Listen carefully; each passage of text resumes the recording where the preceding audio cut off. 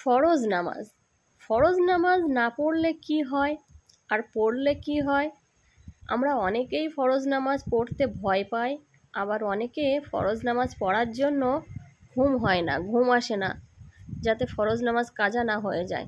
ফরজ নামাজ না পড়লে কি হয়? যারা জানেন তাদের ঘুম আসে না, আর যারা জানেন না তো ওই জন্য তারা নিশ্চিন্তে ঘুমায়, তাদের কোনো ব্যাপারই নেই। আল্লাহ তাআলা কি বলছেন এই ফরজ নামাজ না পড়লে কি হয় আর পড়লে কি হয় শুনুন। রাসূলুল্লাহ সাল্লাল্লাহু আলাইহি ওয়াসাল্লাম বলছেন, কেউ ইচ্ছাকৃতভাবে ফরজ নামাজ ছেড়ে দিলে মহান আল্লাহ ওই ব্যক্তির উপর থেকে তার নিরাপত্তা তুলে নেন। আল্লাহ এতটা রাগ করেন যে ফরজ নামাজ না পড়লে তার উপর থেকে নিরাপত্তা তুলে নেন। আল্লাহ এতটাই রাগ করেন সেই বান্দার উপরে যে বান্দা ফরজ নামাজ না পড়ে, নিরাপত্তা তুলে নেয়। কিন্তু ফরজ নামাজ পড়লে আপনি সকল মুসিবত থেকে দূরে থাকবেন। আর ফরজ নামাজ পড়ার পরে আপনি যে কাজে হাত দেবেন সেই কাজে আল্লাহ বরকত ঢুকিয়ে দেয়। যে কাজে আপনি যা বার হবেন, কাজ করবেন, তাতে আপনি সফল হবেন। আল্লাহ খুব খুশি হয় যে বান্দা সকালে ঘুম নষ্ট করে ফরজ নামাজ আদায় করে। আল্লাহ তার উপরে এত খুশি হন যে তার রুজি রোজগারের, সংসারের আয় উন্নতির বরকত দেয়, তার উপরে আল্লাহ দয়া করতে থাকে। ভাগ্য পরিবর্তনের দোয়া। আমরা সবাই চাই আমাদের ভাগ্য আল্লাহ পরিবর্তন করুক, আমাদের যা নসিবে যে দুঃখ কষ্ট যাচ্ছে, আয় উন্নতি রুজি রোজগারের বরকত হয় না, আমরা আল্লাহর কাছে এই দোয়া করে আমরা ভাগ্য পরিবর্তন করতে পারি। আল্লাহ বলে দিয়েছেন, উল্লেখ করে দিয়েছেন কোরআনে যে এই সূরাটা তোমরা আমল করো, এই দোয়াটা আমল করো, তোমাদের ভাগ্য আমি বদলে দেব। তো সূরাটা শুনুন। আল্লাহুম্মা ইন্নি আসআলুকা মিন ফাজাআতিল খাইর। আবার বলছি শুনুন। আল্লাহুম্মা ইন্নি আসআলুকা মিন ফাজাআতিল খাইর। হে আল্লাহ, আপনি আমার ভাগ্যকে ভালো দ্বারা পরিবর্তন করে দিন।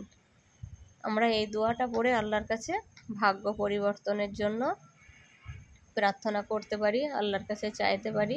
আল্লাহ নিশ্চয়ই আমাদের ডাক কবুল করবে, আমাদের ডাক অবশ্যই আল্লাহ শুনবে ইনশাল্লাহ।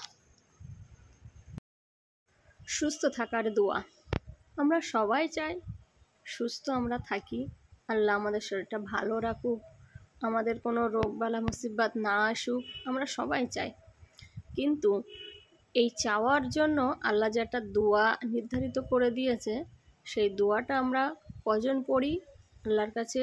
এই দোয়া পড়ে আমরা কজন আল্লাহর কাছে চাই যে আমাকে সুস্থ করুন, এই দোয়ার ওছিলায় আল্লাহ আমাকে সুস্থ করে দিন।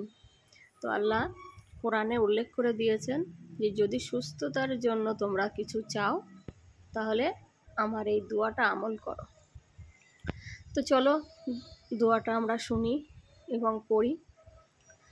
আল্লাহুম্মা আফিনি ফি বাদানি, আল্লাহুম্মা আফিনি ফি সামরি, আল্লাহুম্মা আফিনি ফি বাসারি, লা ইলাহা ইল্লা আনতা, আল্লাহুম্মা ইন্নি আউযু বিকা মিনাল কুফরি ওয়াল ফাকরি, আল্লাহুম্মা ইন্নি আউযু বিকা মিন আযাবিন কাবারি, লা ইলাহা ইল্লা আনতা।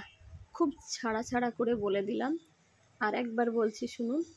আল্লাহুম্মা আফিনি ফি বাদানি, আল্লাহুম্মা আফিনি ফি বাসারি, আল্লাহুম্মা আফিনি ফি বাসারি, লা ইলাহা ইল্লা আনতা, আল্লাহুম্মা ইন্নি আউযু বিকা মিনাল ফুকরি ওয়াল ফাকরি, আল্লাহুম্মা ইন্নি আউযু বিকা মিন আযাবিল কাবারি, লা ইলাহা ইল্লা আনতা। এর অর্থ হলো, হে আল্লাহ আমার দেহ সুস্থ রাখুন, হে আল্লাহ আমাকে সুস্থ রাখুন। এই দোয়াটা পড়বেন, আল্লাহর কাছে চাইবেন, আল্লাহ নিশ্চয়ই সুস্থ করে দেবে, সুস্থ রাখবে। কন্টিনিউ দোয়াটা করতে থাকবেন। নামাজের সালাম ফেরানোর আগে অবশ্যই যেন আমরা এই 4টি দোয়া করি। এই 4টি দোয়া না করে যেন আমরা সালাম না ফিরাই। নবী মুহাম্মদ সাল্লাল্লাহু আলাইহি ওয়াসাল্লাম বলেছেন, আমার কোনো উম্মত যেন নামাজে সালাম ফেরানোর সময় এই 4টি জিনিস বা 4টি দোয়া আল্লাহর কাছে যেন পানাহ চেয়ে সালাম না ফেরায়। এই 4টি দোয়া কতটা গুরুত্বপূর্ণ আমার নবীজি বলে দিয়েছেন। অবশ্যই আমার উম্মতরা যেন এই 4টি দোয়া করে তারপরে সালাম ফেরায়। এই 4টি দোয়া তাহলে আমরা মুখস্থ করি। সবাইকে মুখস্থ রাখা খুবই দরকার আমাদের পরকালের জন্য। আমরা তো এখন এই দুনিয়ায় বেঁচে যাচ্ছি, যা হোক করে কেটে যাচ্ছে, কিন্তু পরকাল কিন্তু আমাদের এইভাবে কাটবে না। দুনিয়ায় কোনো বিপদ হলে সবাই ছুটে আসে বিপদটা উদ্ধার করার জন্য, সবাই পাশে এসে দাঁড়ায়, কিন্তু পরকালে আমরা কবরের মধ্যে যখন থাকব, আমাদের যখন সাজা হবে, আমরা যখন নিরীহ থাকব, তখন কিন্তু আমাদের কেউ আসবে না বাঁচাতে। তো তার রাস্তা আমরা যেন এই দুনিয়া থেকেই করে যেতে পারি। জীবন মৃত্যুর ফিতনা থেকে বলে দিয়েছেন, আমার আল্লাহ যেগুলো বলে দিয়েছেন সেগুলো যেন আমরা। আর 4 নম্বর হলো দাজ্জালের ফিতনা থেকে কিছুটা আমাদের চাই। এই 4টি দোয়া ভালো হবে সালাম ফিরানোর আগে অবশ্যই পড়িবেন। তাহলে 4টে দোয়া আমরা মুখস্থ করব এবং শুনব।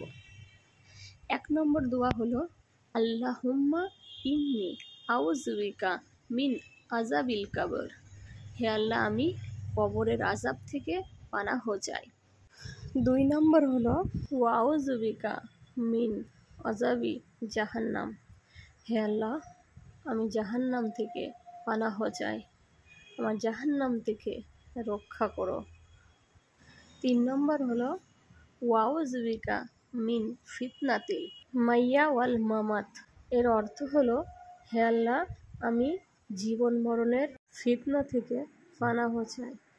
4 নম্বর হলো, ওয়াউযু বিকা মিন ফিতনাতিল মাসিহিদ দাজ্জাল। হে আল্লাহ, আমি দাজ্জালের ফিতনা থেকে পানাহ চাই। হে আল্লাহ, আমি দাজ্জালের ফিতনা থেকে পানাহ চাই।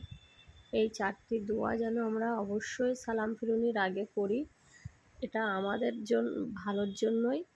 আমরা যেন অবশ্যই এই 4টি দোয়া সালাম ফিরানোর আগে আমরা যেন পড়ি। সালাম ফিরানোর আগে পড়ে নেবেন, পড়ে সালাম ফিরবেন। মহানবী সাল্লাল্লাহু আলাইহি ওয়াসাল্লাম বলছেন, পেট ভরে খাওয়া যাবে না। নবী সাল্লাল্লাহু আলাইহি ওয়াসাল্লাম বলেছেন, পেট হচ্ছে সব থেকে খারাপ জিনিস, যেটাকে মানুষ ভর্তি করতে পারে। মানুষের বেঁচে থাকার জন্য অল্প খাওয়ারই যথেষ্ট। তোমরা তোমাদের পেটটিকে 3 ভাগে ভাগ করো। 1 ভাগে খাবার খাও, আর 1 ভাগে পানি পান করো, আর 1 ভাগে নিঃশ্বাস প্রশ্বাসের জন্য খালি রাখো। মহানবী সাল্লাল্লাহু আলাইহি ওয়াসাল্লাম বলেছেন, দেখবেন এই 3টে ভাগে যদি আমরা পেটটাকে যদি ভরিয়ে রাখি, তাহলে দেখবেন আমরা অনেক সুস্থতা মনে হবে যে আমরা অনেক সুস্থ আছি। কেন, 1 ভাগ পানির জন্য রাখুন, আর 1 ভাগ নিঃশ্বাসের জন্য রাখুন। দেখবেন নবীজির সুন্নত মেনে চললে দেখবেন অনেক সুস্থ থাকবেন। আমাদের নবীজি এইভাবে খাবার খেতেন, এইভাবে পেটটাকে ভরিয়ে রাখতেন।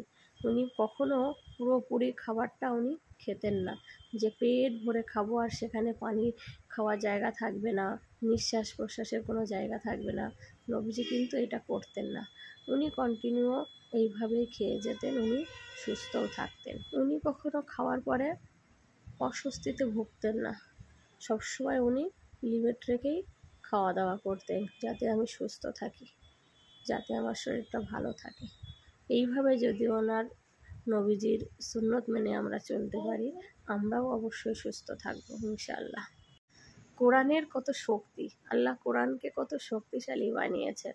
আর এই কোরআনের মধ্যে কিছু কিছু আল্লাহ সূরা দিয়েছেন যা আমাদের জীবন পরিবর্তন করে দিতে পারে।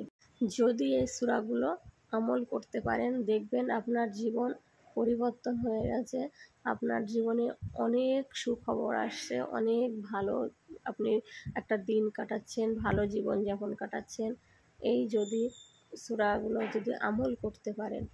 সূরাগুলো কি শুনুন। প্রথম নাম্বার হলো সূরা ইয়াসিন, আমাদের মনের সকল ইচ্ছা পূরণ করবে। 2 নম্বর সূরা হলো সূরা রহমান, মুখের উজ্জ্বলতা বাড়াবে। 3 নম্বর সূরা হলো সূরা ওয়াকিয়া, আমাদের ক্ষুধার্ত থেকে মুক্তি দেবে। 4 নম্বর সূরা হলো সূরা মুলক, আমাদেরকে কবরের আযাব থেকে রক্ষা করবে। 5 নম্বর সূরা হলো সাজদা, শেষ বিচারের দিন আমাদের পক্ষে কথা বলবে।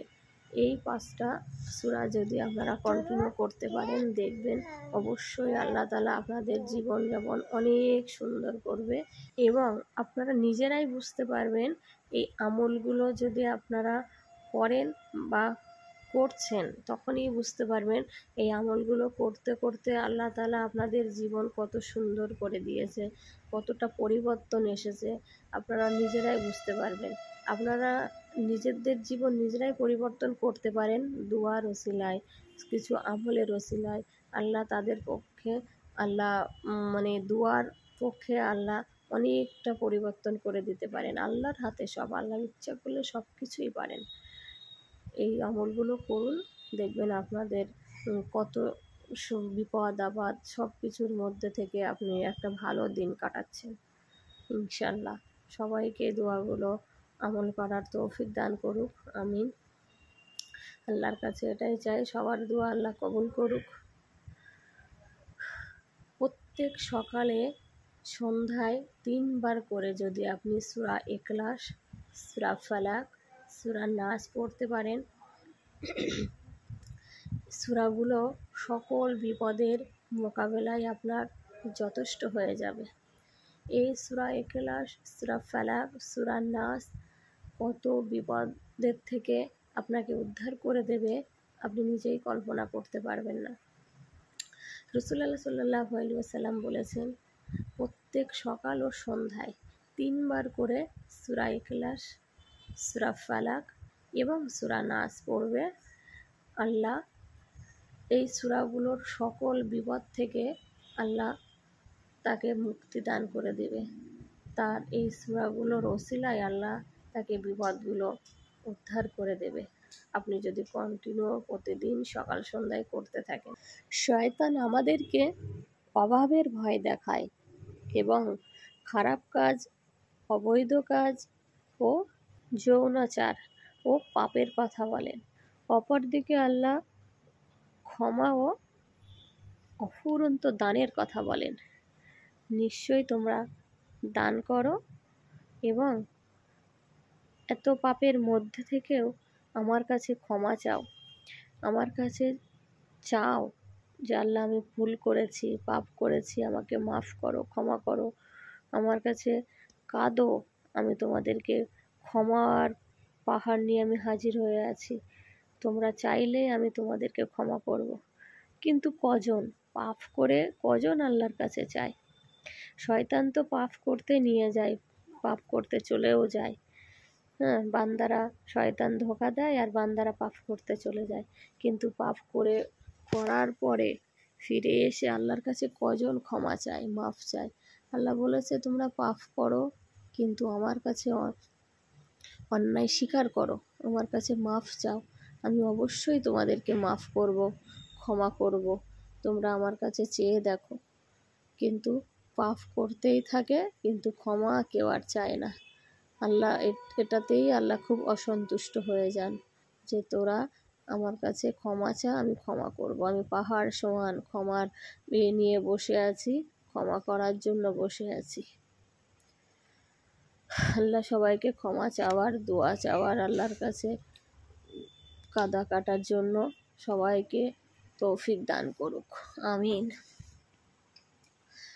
তোমরা ততক্ষণ পর্যন্ত পরিপূর্ণ ঈমানদার হতে পারবে না যতক্ষণ পর্যন্ত তুমি তোমার নিজের জন্য যা পছন্দ করছো তা তোমার ভাইয়ের জন্য পছন্দ না করো। বলছেন যে ততক্ষণ পর্যন্ত পরিপূর্ণ ঈমান তুমি হবে না যতক্ষণ পর্যন্ত নিজের জন্য যেটা পছন্দ করছো সেম জিনিস তোমার ভাইয়ের জন্য পছন্দ যতক্ষণ তুমি না করছো ততক্ষণ পর্যন্ত তুমি কোনো ঈমানদার বান্দা হতে পারবে না।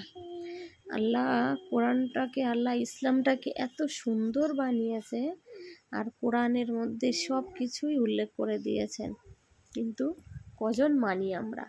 আমরা শুধু মনে করি আমি একা বড় হব, আমি একাই উঠব, কেন আমার ভাইকে বোনকে আমি দেখব, আমার ফ্যামিলিকে দেখব? এটা কিন্তু কেউই করে না। কিন্তু এখানে আল্লাহ বলেছেন তুমি ততক্ষণ পর্যন্ত পরিপূর্ণ ঈমানদার হতে পারবে না যতক্ষণ পর্যন্ত তুমি নিজের জন্য যেটা পছন্দ করছো সেই সেম জিনিস তুমি তোমার ভাইয়ের জন্য পছন্দ তুমি যতক্ষণ না করছো ততক্ষণ তুমি পরিপূর্ণ ঈমানদার হতে পারবে না।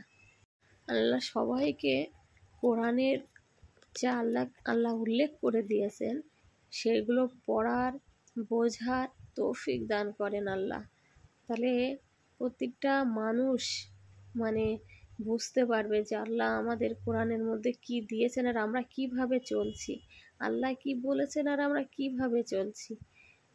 দেখুন, আবার পড়ছি, রাসূলুল্লাহ সাল্লাল্লাহু আলাইহি ওয়াসাল্লাম বলেছেন তোমরা ততক্ষণ পর্যন্ত পরিপূর্ণ ঈমানদার হতে পারবে না যতক্ষণ